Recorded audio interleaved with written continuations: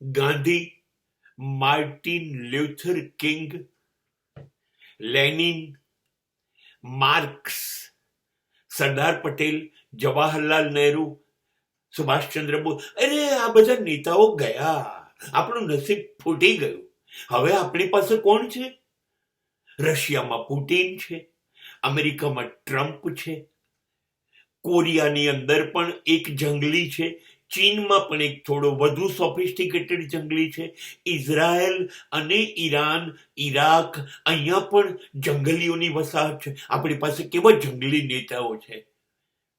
બધા એકબીજાના નાના નાના દેશો લઈ લઈએ, એકબીજા દેશોને ગુલામ બનાવી દઈએ, એકબીજા દેશોને ખલાસ કરી કાઢીએ, બધાને લડતા ઝઘડતા રાખીએ.